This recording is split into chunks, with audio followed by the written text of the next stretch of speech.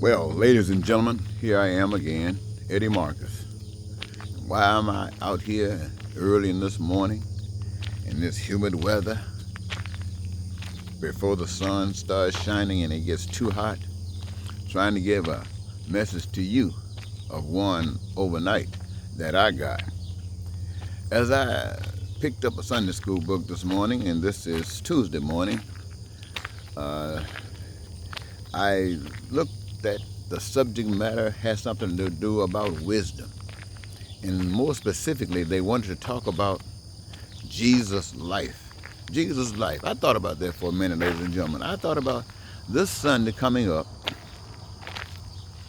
people are going to be all around in church. If they're not in church because of the coronavirus, they're going to be on their telephones, having some connection that way, talking about the life of Jesus. And I'm thinking about it. For 401 years, I'm sure more than that, probably 2,000 years, people have been talking about the life of Jesus. Somebody said that was very important, and they've been talking about the life of Jesus. Now, what is the significance of talking about the life of Jesus so long? So long. Let's look at it like this. What has it produced? Well, it produced a bunch of people who were very good people who believed that because Jesus was good, they are good. They liked the miraculous power of Jesus, but nevertheless, they just wanted to express Jesus in their goodness. Now, having done that, on the other hand, there's something else that does not talk about Jesus. They call them sinners. They might want to call them devils. And what are they doing at the time that everybody is sitting up talking about Jesus? Well, they are creating systems of government to exploit, deceive, and abuse their brethren and their sisters. All over the earth, this is what is taking place, and it's been doing it since almost the beginning of time. I would like to think that at the beginning of time it started out proper. And any confusion that came, I would like to say it came and didn't just be there in the beginning. And so, ladies and gentlemen, when we see as an ultimation, we have systems and nations all divided, and they all practice the basic same principles toward one another. And there is deception. That is the number one tool. Not only do they try to deceive other nations, they deceive one another. And out of this deception, they use lies and cheating and stealing and killing. You know what they're doing, ladies and gentlemen? They're not studying this. They're doing this. Now, when I ask you, what is this method of talking about Jesus all the time for? It has to be a plan that is destroying your life, a plan that is robbing you of all those things that you were told are important, and as living human beings, you have recognized as some essentials that you actually need. I'm telling you, ladies and gentlemen, look at this story and be real about it. Don't be just playing games. Wow.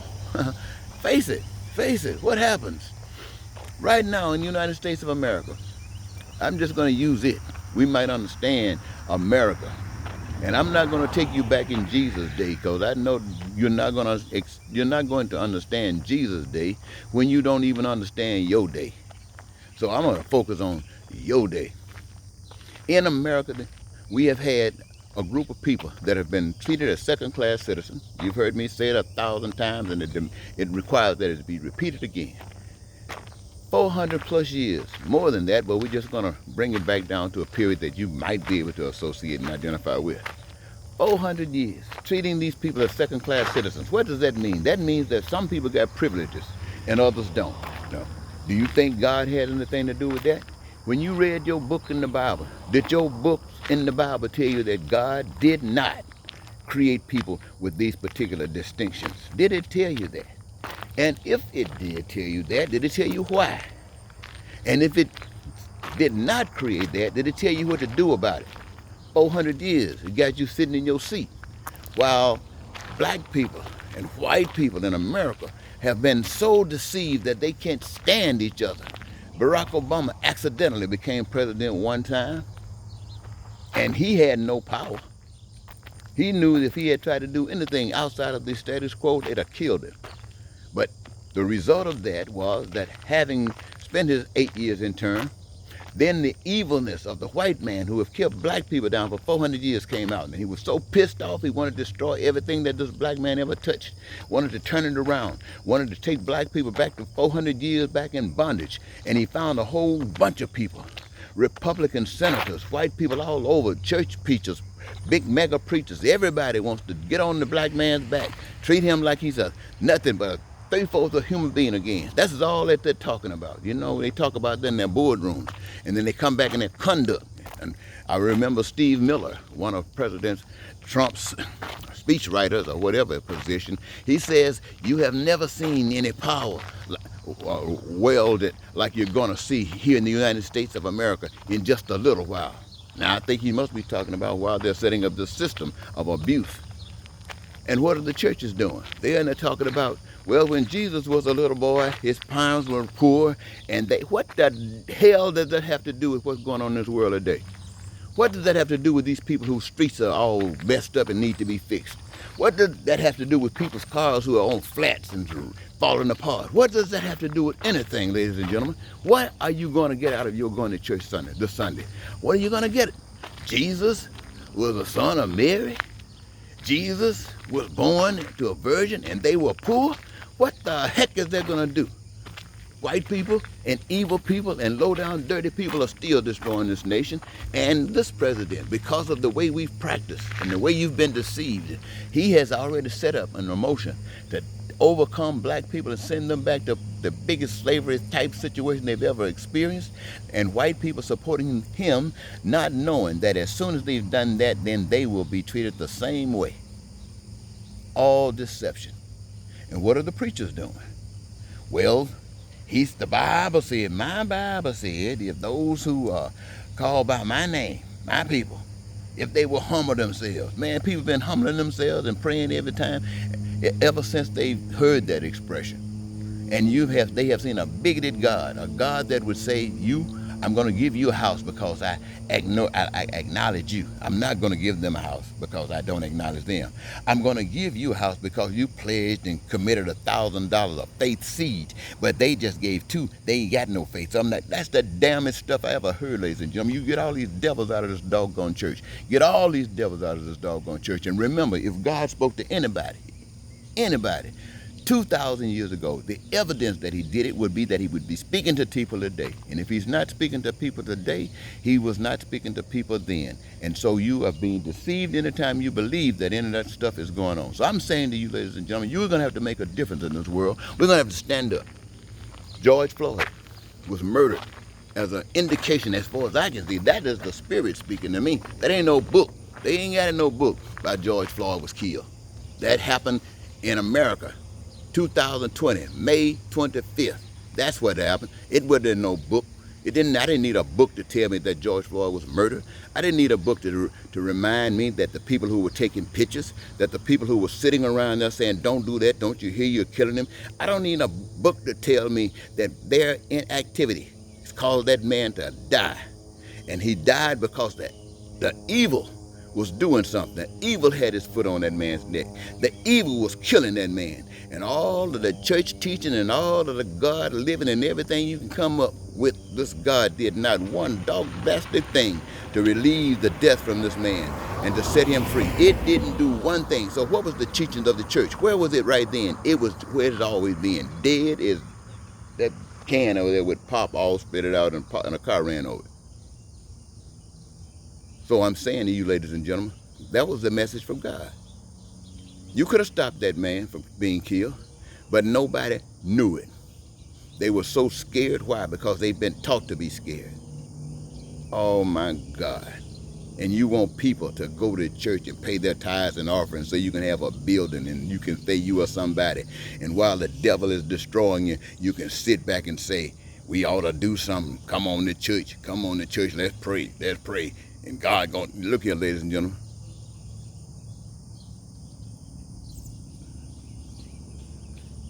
I've been fussing. And it don't mean nothing. I know it doesn't. You care, but you're not going to do anything because you don't know what to do. Let me tell you, there's no such thing as this junk that you're being taught in these churches. There's one thing that life will teach you.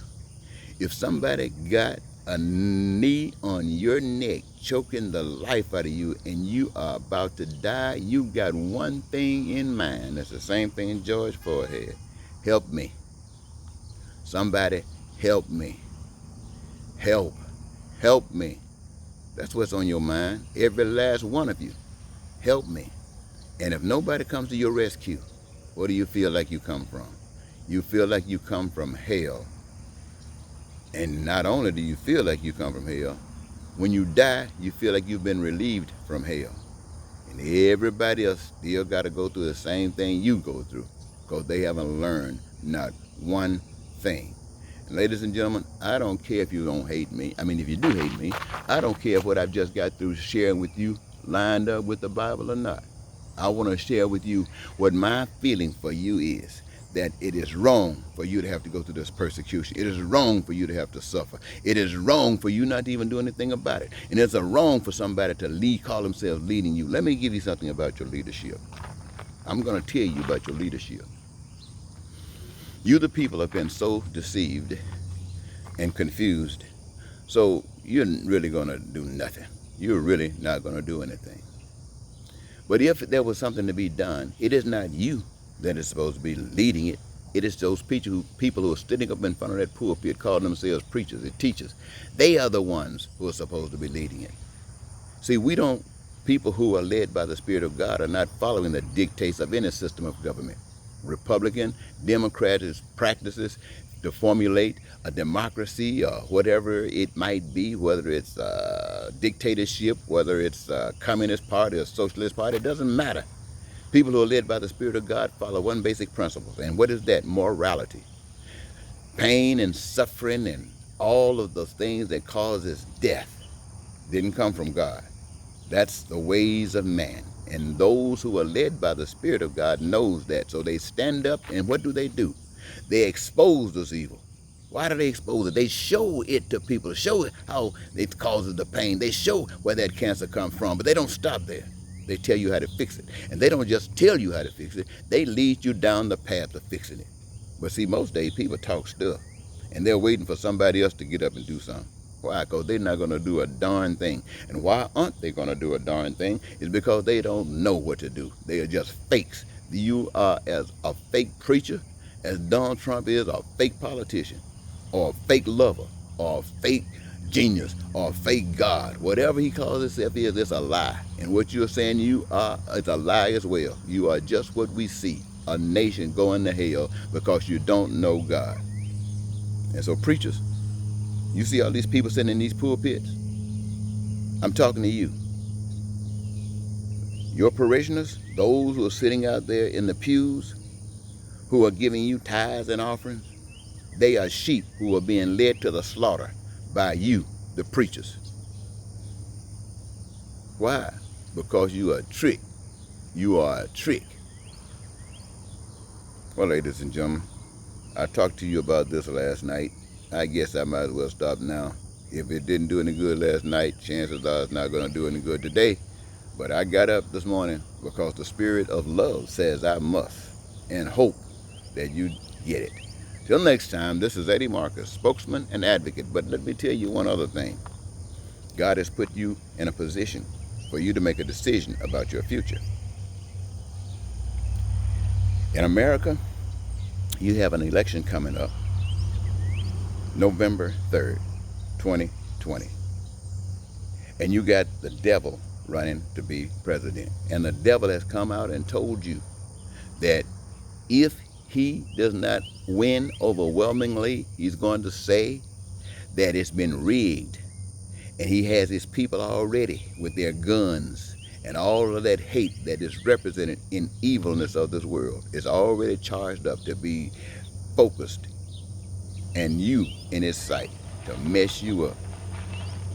And you are going to sit right here until November the 3rd and do exactly what they expect you to do, whether you are a Republican or a Democrat.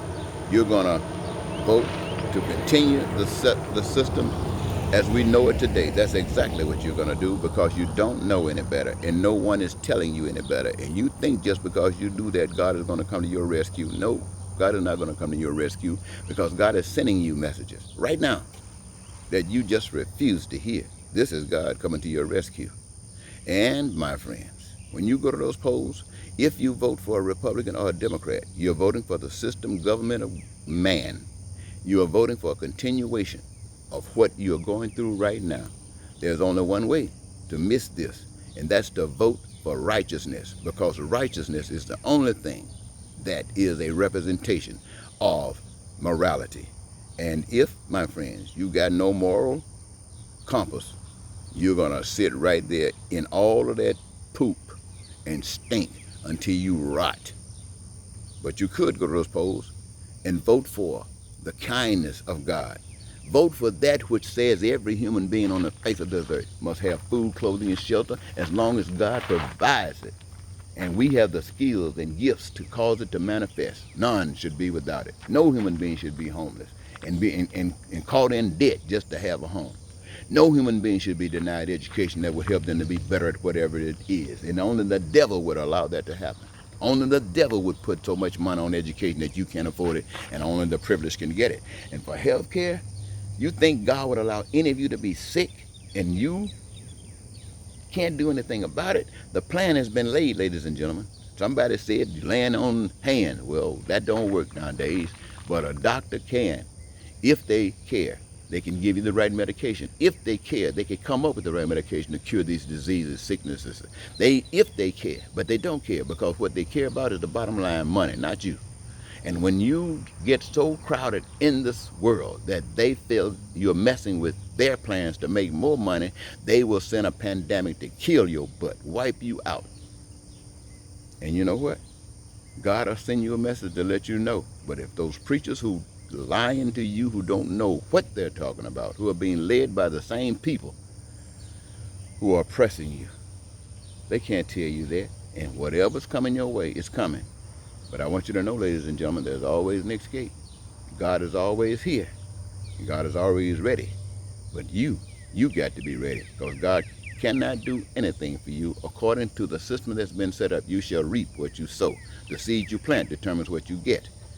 So think about that, ladies and gentlemen. So when you go to the polls, you vote for someone that stands up for God. And what is the one? Who is the one? And how can you identify the one that stands up for God? The one that stands up for God's basic platform is this: thy will be done on earth as it is in heaven. And if they're not talking about that and you vote for them, don't you say one word. Don't you say one word. Thy will be done on earth as it is in heaven. And you don't vote for one that says that, and you vote for anything else, you deserve what you get. That's my closing statement. You deserve what you get. Thank you.